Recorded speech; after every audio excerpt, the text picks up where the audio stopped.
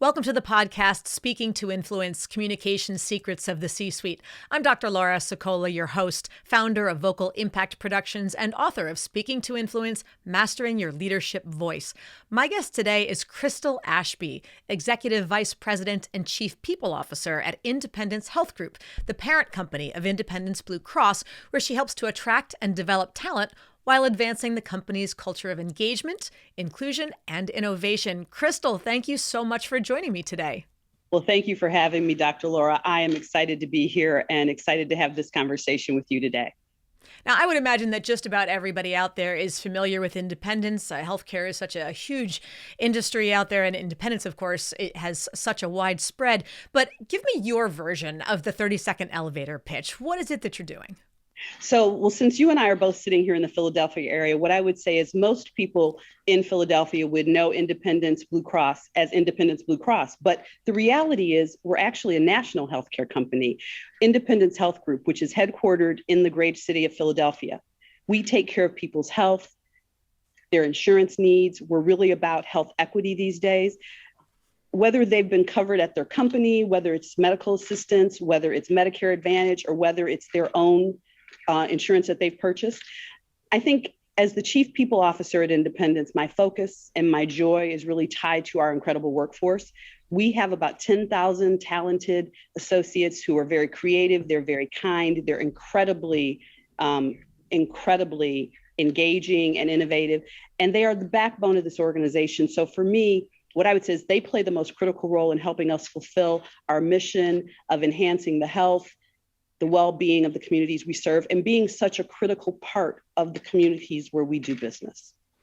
Yes. Now you're a new part of this community in the sense of you have only really been in this particular role with Independence for just a few months now. So what is it that made you decide it's this job and it's now? Why make such a big leap? Well, you're right. I've only been in the role for a little bit, but there were two primary factors. I come from a family, my grandmother was a nurse for a long time, and I'm at a stage in my life where I want to be able to make an impact and to be somebody who contributes. And healthcare just post-COVID-19 is really such a critical one. And the other thing is you want to work with people who are really aligned with how you live, your values. And I had the opportunity to work with the CEO, Greg Devens, when we were at the Executive Leadership Council.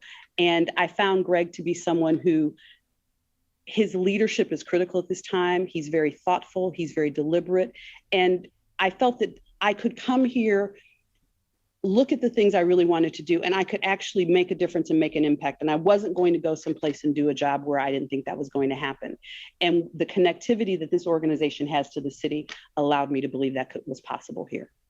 So what are you most excited about looking ahead with regard to the impact that you want to have in this role? With all that you just stated.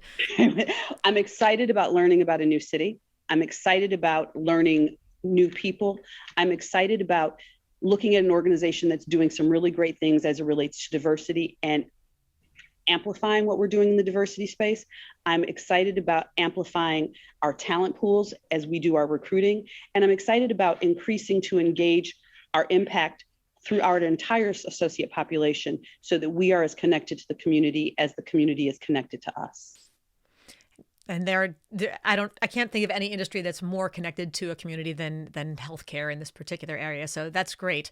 Now, what's something that's happening in the industry either right now or on the horizon, and how do you have to adjust your messaging? I mean, Chief People Officer is very different from Chief Financial Officer or Chief Operating Officer, something like that. So how do you have to adjust your messaging to inform various differing stakeholder groups with regard to that particular change? Well, you asked a specific, what are we doing? I would say the road to reentry probably is the biggest thing that I'm focusing on since I've been in, and it's something that goes through change every day. We can make a decision and we can think we're headed down one path, and I end up finding myself the next day having to make a new decision because there's been a change. If you take the implications of COVID-19 and all of the different variants, Delta, Omicron, how we actually engage and how I engage our associates and how I help engage our leadership on when is the best time from a safety standpoint to bring people back. And if we're not going to be able to bring them back as soon as possible, I feel responsible for how do we actually stay connected to them. In my prior role as an interim president and CEO, once you take an organization remote, you have to figure out, how do we engage? How do we stay connected? How do we keep people creatively connected to each other in a remote space? I feel that as the chief people officer, that is one of the most critical things that this role helps to do, as well as continuing to keep the associates' safety first and foremost in our minds. But how do we reimagine what the workforce looks like now? So I look at it starting with HR. How do I help reimagine HR? And then how does that filter out into the other parts of the organization so that we create a place where I want to be, and therefore other people want to be, while still managing to accept the fact that we have learned how to work remotely, but it's better when we are together. It strikes me that one of the pitfalls that we're going to have to avoid in some ways, especially when we're looking at equity among all employees, is that for those who prefer to stay home more often for whatever reason, whether it's just personality or being conservative with regard to safety, et cetera, that you lose the connection with people. And it's not just about, well, we Zoom, so we're talking to each other, so it's enough. But those who do choose to come in, again, for whatever reason, are going to have something or are likely to have an advantage with regard to getting known and just developing the stronger relationships and things, so that down the line, when there are opportunities for promotions or for teams or for opportunities or for whatever, that those people may have a bit more of a leg up or an advantage just because they're better known and understood. They've been out there more. Is this something that people who are staying home more are going to need to not just expect to have a policy compensate for that, but are there things that people who are staying home should keep in mind to make sure that they are top of mind and that they are maintaining their own relationships? I think that it's not just the people that are at home that have to do that. I think the leadership in each component of the organization has to do that. If we as leaders, and I include myself in that, have say it's a policy or say it's an interim situation while we manage through the impact of the different variants. If we make the decision that remote working, work from home, I would say, as opposed to remote working, because we are a Philadelphia-based company for the most part. If I'm talking about that is something that we accept as a tenet in our organization that is possible, it's incumbent upon me to make sure that the people in my portion of the organization have the same opportunities. And it's incumbent upon me to make sure that no one's being left out, fear of being left out. No one has that feeling that because I'm not there, I'm not being seen, or because I'm not there. And it means being very diligent and judicious about how you create opportunities for people that aren't present to shine, to actually show what they're capable of, to actually be the lead on teams. So it is reimagining how you work and thinking about, because I agree with you. There was a period of my career where if you weren't in the office or if you weren't seen by the senior leadership, it was unlikely that you were going to move up. In the current environment, we have to actually model it differently. And that means creating the opportunities for people that are not really definitely sitting right in front of you. Sure. And you may go through a phase where no one is sitting in front of you. So we've had to do that already. So it's a little bit of a pivot, but it is something that I think has to become a part of our DNA, that you can't rely upon just the people that you can see. You have to include your full workforce. Sure. And I'll be interested to see how it balances out, because on the one hand, leadership, of course, needs to be mindful of this and create those opportunities to allow everybody to get the visibility. But people each individual is, of course, to some extent responsible for taking advantage of those opportunities and putting themselves out there and making themselves visible, understanding that if we're choosing to stay home for whatever reason, there's going to need to be some extra effort to make sure that your voice is heard, that your face is seen, that you have those relationships. Well, one of the things I learned at a particular stage in my career was my career was as much my responsibility as it was the responsibility of the people that I reported to. And I think this is one of those moments. Your career is as much, and where you want to go and the things you want to do. So one of the things I often say to people is keeping your head down and working hard isn't going to get you to where you want to be. You Right. actually have to talk about what you want, but you also have to talk about what you're capable of and what you do. I think this feeds into where we are now. You actually have to advocate for yourself more than you may have ever had to advocate in the past. And you do have to do things to keep yourself front and foremost on people's processes. But I do think that leaders, and I will say as a leader, I think it's incumbent upon me to also have that aha moment. It's easy to go to the people that I always know are going to deliver or perform. I have to challenge myself to change my sort of MO on how I do things and to reach and bring other people in as much as, but I would agree with you. I think it's more of a two-way street than it may have ever been because the accountability, if you're not all together, has maybe been split as opposed to it being more upon me and less upon the associates. Yes, yeah, I think that's the two-way street is really the right analogy because you can only, of course, the system has to create the opportunities and make sure that it's giving everyone the access and the opportunity to be seen, to be known, to be understood, to be top of mind. But then people also, you can lead a horse to water, but eventually the horse has to choose to drink it one way or another. So I'll be really curious to see how this starts to play out and what patterns we're noticing, because it's just a topic that I'm hearing more and more. And it was already a challenge that I was hearing from a lot of clients who were much like you described, either for whatever reason of the mindset of, well, if I just keep my head down and I just do my work and I'm just really good at whatever my job responsibilities are, shouldn't my boss just notice me and choose to give me promotion opportunities, et cetera? And it's like, well, no, you do have to do some self-advocacy and some, stepping out for yourself. It can't just be you're under the wing. So I'll be really interested to see how this starts to play out down the line with regard to that great road to reentry that you mentioned. I love that expression. And I think the hybrid model will continue to evolve. I don't think it's going, and I don't think it's going to be the same for any one organization. And I think within the organization, you will have to have different types of hybrid models based upon the work that you do. So Yes. I believe that being open to the possibilities and actually recognizing that change and accepting alternatives is a good thing, as opposed to staying the course.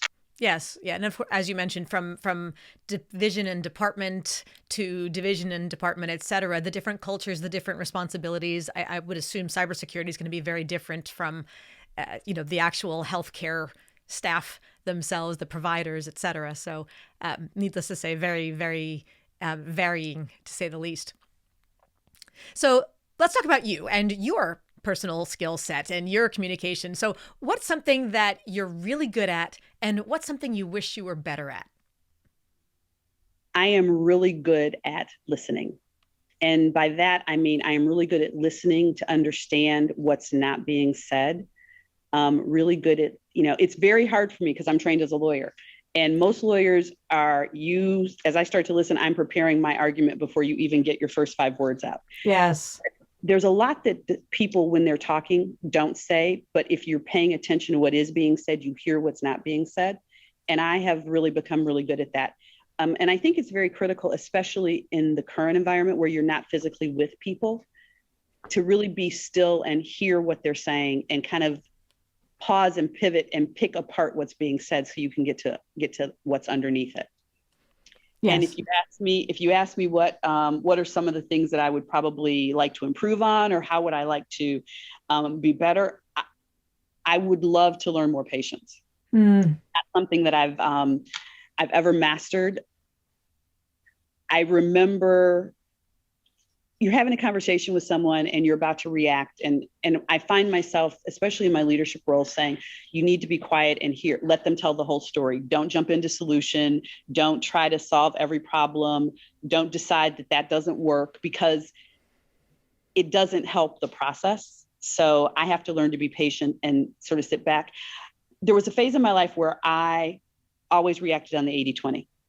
If we're 80% of the time there was also a time in my life where I needed 100%. And so something about walking the fine line of being patient, because the end result is often better if you pause for a minute and think about what's going on. And I'm always about the best end result. So I think that's That's the thing I'd like to have more of. And that's actually as much in my work life as it is in my personal life. Where are we going for dinner? What movie are we going to go see? The answer should be right there, as opposed to, let me think about it and I'll come back to you. Yes, patience is a good thing. It's funny. I think I love the way you described always sort of formulating the answer as we're listening rather than waiting until the end to make the decision. And I always feel like most people listen as if they're playing a game of conversational double Dutch jump rope, where they're watching the other person's lips like it's the two spinning ropes, and they're just sitting there bouncing back and forth, rocking on their feet, waiting for the right moment when they can jump in, find that entrance. Yes, exactly. They're waiting for the rhythm of the lips to stop slapping and flapping as they're going. It's like, there's my opening, jump. So just to take a step back, sit down, let the ropes continue to turn until they're ready to stop. So that's fun. My visual when you said that, though, was that they were watching the lips, which meant they weren't hearing a thing that was being said because they were really just waiting for the opportunity to jump in. So exactly. Exactly the point. I think that's how most people tend to listen, and I'm just as guilty myself. How have you learned to shift your speech style or your communication style to be able to connect with different groups effectively? Because everybody starts in their career in one place, but then by the time you get all the way up to chief people officer, you're dealing with a whole lot of different stakeholder groups. How have you learned to navigate the different styles that you'll need to flex into so that those groups hear you effectively? I think in some respects you're asking how do you change your influence, or how do I change how I choose to communicate to influence or have an impact? Yes, exactly. And when I think about my early days, what I would share with you is that I remembered preparing to go into meetings, and I would hear because often I was the only woman in the room.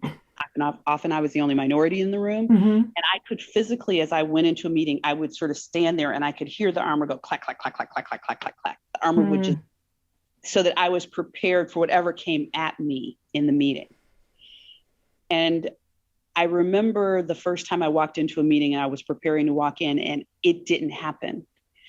And what was clear for me was that I had found my own voice and that I was very comfortable in the fact that I could represent whatever I was talking about, that I could do it in a way to help people understand. And I do think you have to figure out where people start from. Sure. You have to understand where someone is as you're bringing the issue to them. And you also have to understand things like people are wired differently. And so that's part of liking what you know about people. If someone is a data phobe, you're going to go into that conversation knowing that you need to give them data because that's going to help them go on the journey with you. If someone is really more interested in, and I tend to look for the data points, but I also look for the anecdotes because I find telling people stories that they connect to actually helps them on the journey to understand and the journey to solution. So I like to give people anecdotal things that they can connect to. Sometimes I use sports analogies. I went to the University of Michigan. I'm a huge football person. Sure. You'd have to be. They don't let you in otherwise. That's very Or at least true. They don't let you out. It is a question on the application process. Yes. But I played basketball in high school, so I have a thing for sports, but finding a way to connect to people. And so that's having some conversation to understand where people sit and how they respond to things. So much of what I'm talking about revolves around communication, which is not necessarily intentional, but I am finding that that's what I'm talking about the most. But I do think, and being prepared to be able to answer the questions that someone asks you, being confident that you know the facts so I walk into a room and I know what I know, I'm sure, and I'm confident about it. And I'm prepared to have a conversation about it. And I'm also prepared to hear somebody else's side of something.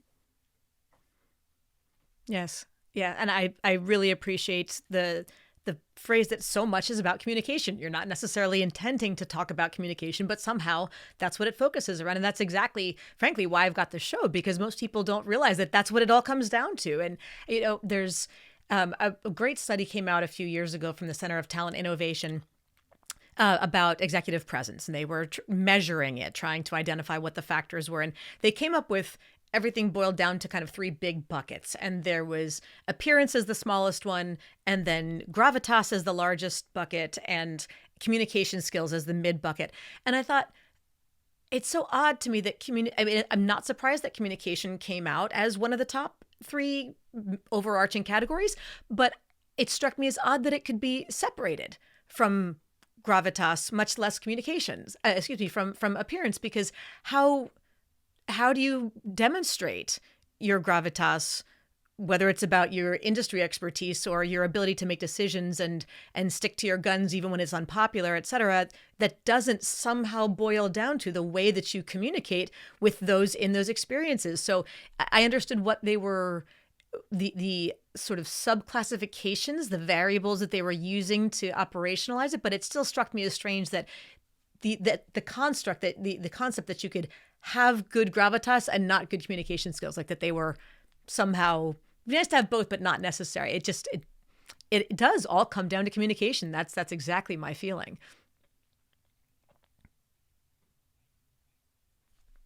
Yes, exactly. You can't, all the genius we have in our heads is terrific, but I like to say that the biggest gap in the world is the 3 inches between our brains and our mouths. Well, my favorite saying is words matter. Yes. Because words are powerful. I mean, yes. The reality is what we say is you can never take it back. Correct. And how it impacts someone in that moment, you cannot change. You can fix it on the back end, but you cannot change the moment that it happens. Yes. So I think words are a tool. Words are a weapon. And words can be used for some of the most amazing things that could possibly happen. I've done a number of trainings for faith-based organizations of different sorts in healthcare and elsewhere. And often in those contexts, I'll start with an intro slide from the book of Proverbs, Proverbs 18:21, for anybody out there who appreciates those kinds of references, which is that life and death are in the power of the tongue. And it all starts from there. Right. So any tool can be used for good or for evil. My goal is to give you the tools to use them for good. Hopefully. We hope that everybody goes in that direction. All right, now, Crystal, this brings us to the listener 24-hour influence challenge. We have talked about a whole bunch of different ways that we want to influence others. How do you want to help others to influence somebody else? What's your challenge for my listeners today? So I just did this recently, so I'm excited to share. I want people to share what they're grateful about. What's your grateful?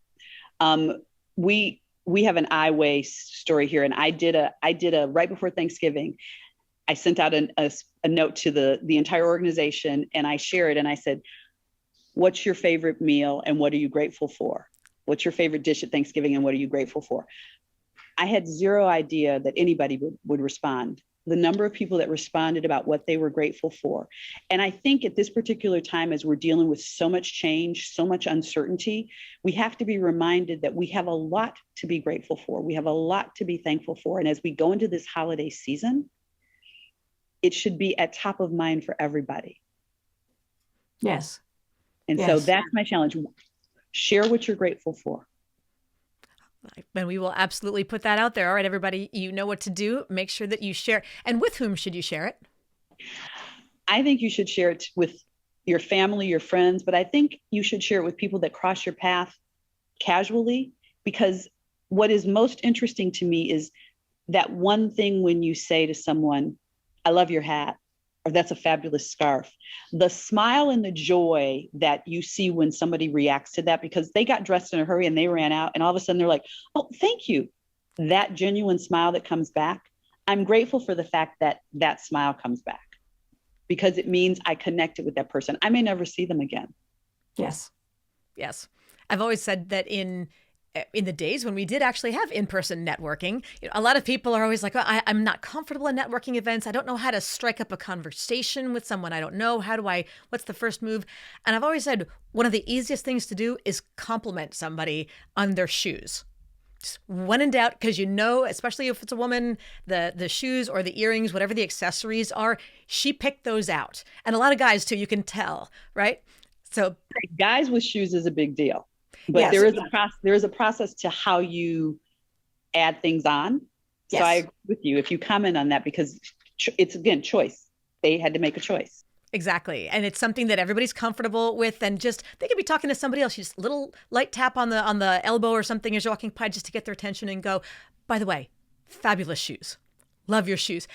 You are their best friend. They cannot wait to talk more to you because you know that they picked those out deliberately and you already have that connection. They know that you get them. It's such an easy and fun way to connect and a great way to make them thankful for something. Now, let's shift gears to some of the lessons learned along the way. What's a communications-related mistake that you've made? And if you could have a do-over, what would it look like? So for me, the communications mistake I made was not asking enough questions. If you can imagine, not asking enough questions. I was in a situation earlier in my legal career and, I worked with a team and we were selling a piece of property and I didn't ask enough questions to understand who owned it, et cetera. And so when I sold it, I realized I sold the wrong piece of land and we didn't own it. Oops. Yes. That's a really big oops. Okay. Yeah, I mean, you asked me for an oops. I'm going to give you an. You got it, man. You over deliver. I appreciate it. So we had ended up selling the wrong, and land is not, it's not an easy thing to do because all property is individual. And so I then had to explain to the business, and then I had to figure out how to get us out of it. And I had a peer who I was working with. Had I paused and asked more questions, I probably would have learned more, and I would have sent a very different communication out, and I would have bought the right piece of property. Wow. And so for me, it's asking enough questions to make sure you have the right data so that you are fully informed and you can make the right decisions so you don't find yourself. And, my boss was very gracious and we fixed it and it was fixable, but there was about 48 hours where people weren't breathing and no one was talking to me. I'm impressed it was only 48 hours. That's great that you worked through it that quickly. It probably felt like the longest 48 hours of your life. I went home the first 5 and crawled into bed and pulled the covers over my head and swore I wasn't coming out. And then the other side of me got my act together and I got up and I got to it. But yeah, no, it's asking enough questions to make sure you're where you need to be so you don't have a situation like the one I just shared happen to you. And it's good to make those mistakes early on in the career, get them out of the way, learn the lessons, lick the wounds. Well, to your point, though, I think that's the most critical thing. Mistakes are not a bad thing as long as you learn what you're supposed to learn from them. Yes. And I learned my lesson in that one very, very well. I'm glad that there's I forget who it was that said there's no point in making the same mistake twice when there are so many new ones to experiment with. And I think to that issue, we shouldn't be afraid of it. It's not always going to work. And that's how we learn. I mean, you don't want to make catastrophic mistakes. I wouldn't suggest selling the wrong piece of property. No, it's not worth. Okay, learn a lesson from you, learn it vicariously, go make your own new mistakes out there. Exactly. All right, everybody, you heard that one. You don't need to take that path. Don't follow in those footsteps. Sidestep that nice little pitfall there. Don't sell the wrong property. Good. Or buy the wrong property, for that matter. Either side. Speaking of the virtual world and the screens, perhaps not a silver screen, but the home-based screen that we're all on nowadays, for you and personally and for your wider team overall, how has your virtual presence improved over the last year or so? And what would help everyone to be even more effective here in the virtual world? Laura, that's a really interesting question. And I would take a step back to when I was the interim president and CEO of the Executive Leadership Council, because my virtual presence had to grow very, very quickly. Mm-hmm.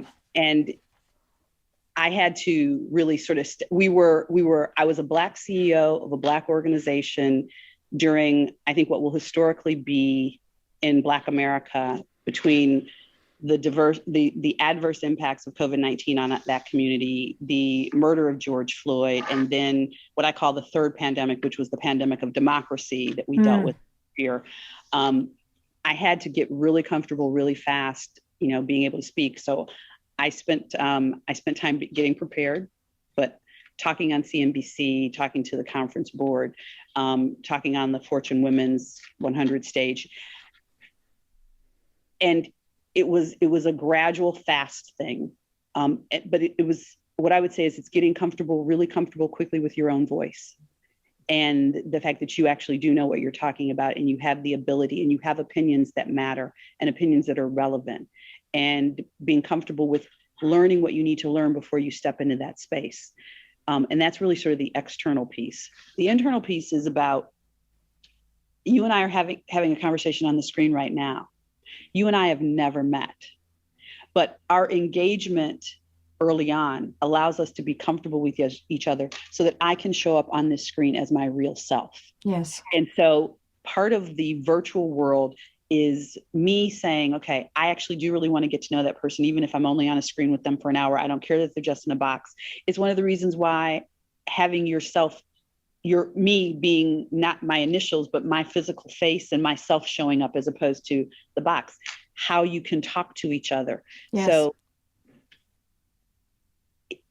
it's relational, but it's relational in a virtual environment. Yes. And it's that, how do you find that connectivity? And so you have to come a little bit more outside of yourself, and you have to ask more questions to understand who people are, because you don't have the things you learn when you're just physically in each other's space. Right. And then I think there's also creating ways to be more connected. And some of them are artificial. I used to do Hump Day Wednesdays. And what does that look like? So 30 minutes, everybody shows up, everybody comes. It's not required, because this was with my prior team. It's not required, but everybody gets on the call, and there's throw out a question for the day. Everybody has to answer it. It might be, what's your favorite color? What's your word for the day? Right before Memorial and Labor Day was like, what's the one thing that has to be at the barbecue? Mm-hmm. But, one time we pivoted into this whole conversation about grandparents, and people were talking about their grandparents who lived in other countries and how they hadn't seen them. It was an opportunity to learn about each other, to find the connectivity, what makes you and I connected to each other, which enhances how our future conversations will be, because I found something out about you that makes me a lot more like you than a lot less like you. Yes. And you did it in a way where I would say it was innocuous. I mean, what's your favorite color? Unless I said I hate green and you love green, okay, maybe we have a little bit of conflict, but not a question that's going to cause anybody to have an issue, really. Yes. I'm just sharing something about myself, and hopefully it's something you want to share too. Right. So I would say internally, and then sort of, to my point, the rules of the road: be present. Don't be on your phone. Don't be, on your computer. Really engage. And I continued to do that so that in a vortex, we would be connected. Yes. Yes. And there's lots of ways to humanize those digital meetings, and they don't take a lot of effort, but they do really make a big impact. I was on a call not long ago where the host asked all of us to hold up our whatever we were drinking at the moment, so to see cups and mugs and whatever else. And I had to laugh because the cup that I happened to be using that day was a cup that my cousin had given me for Christmas as a gag gift a couple of years ago, and all it says is, "I'm silently correcting your grammar." I'm like, you asked. I'm sorry, that's the cup I'm using. There it is. Nope. So there it was. I got outed by my coffee mug. So, but fortunately, people who knew who I was on the call with knew who I was. So they just figured, oh, that's just par for the course. That was pretty funny. Now, let me ask you about succession planning, because this is something that, especially when we're up at the top, we really have to think about on a very strategic, long-term, long vision angle. And so what's something that could keep an otherwise technically qualified candidate from being promoted into a leadership role? What would they have to do to fix that problem? So I would say being technically qualified isn't necessarily, you don't always know what being technically qualified means. So one of the things I think everybody has to understand is, what's the full scope of the role? We often I used to look at roles and think, I really want to do that. And then when I understood everything that role did, like every lawyer, so I practice law, I graduated from law school, every lawyer says they want to be a general counsel. And then you find out what all the things are that the general counsel does, and you have to decide, maybe I do or don't. And I remember thinking, I don't want to be a general counsel. Even though I would have told you through a whole part of my career, that's what I wanted. So understanding exactly what the role really is, I think, is the first thing. So you think that you're totally technically competent for it. The second part about that is, if you're not, I strongly suggest that you get pieces that you're missing. But in this day and age, I spent a lot of time at the University of Michigan College of Engineering, and I talked to these kids, and they are becoming technical experts in their, chemical engineering, mechanical engineering, pick whichever engineering discipline you want. But what they also know, and in the conversations I have with them, what they say to me is, but Crystal, I'm not going to always be in a lab, or I'm not going to, at some point, if I'm going to advance in an organization, because it's not, the management of people is typically how advancement happens. There's nothing I'm learning that's teaching me the soft skills. So it's also finding the ways to learn the soft skills, to learn how you interact. And I have conversations with them about the things they need to do. One of the things I suggest is that you see someone whose style you really like. I mean, I used to do this. I would see someone and I would think they are really good at, when they would do their meetings or when they would talk to their people. And I would actually approach them and say, I really like your style. I would love to get to know you better and understand your journey. Would you mind spending time with me? I used to call them get to know yous. And I would get to know people. So it's finding people who are doing what you want to do, having conversations with them about what are the things that you did to allow you, what are the missteps you took. So really having conversations to understand what that journey really looks like to go from where you are to where you want to be.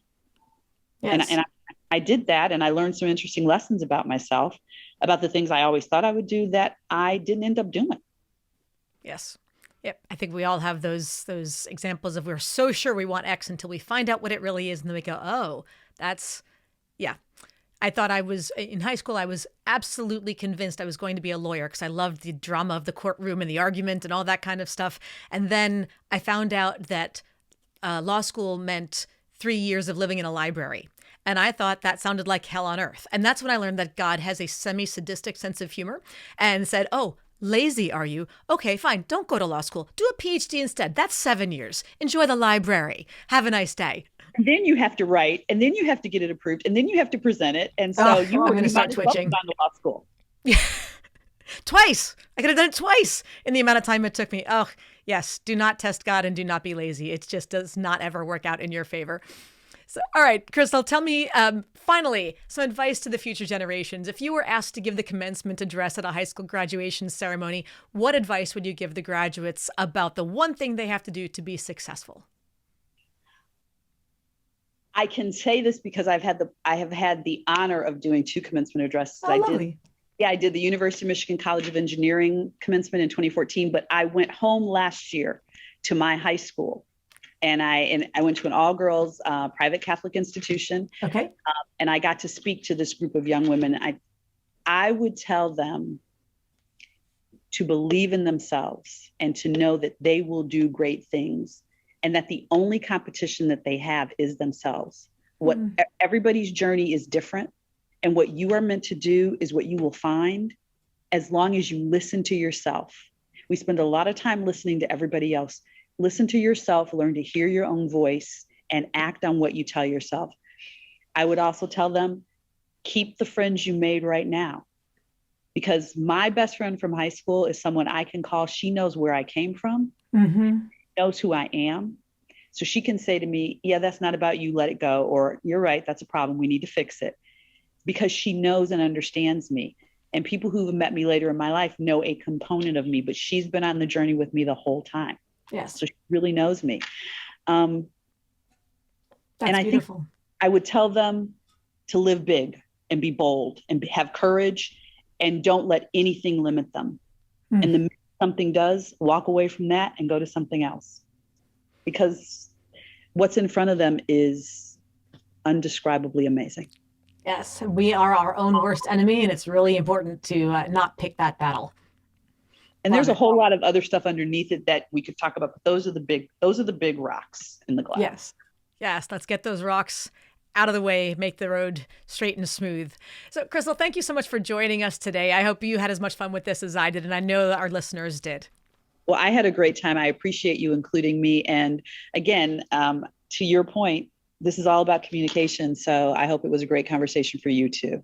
Absolutely. Absolutely. Tell everybody out there how they can learn more about you and independence.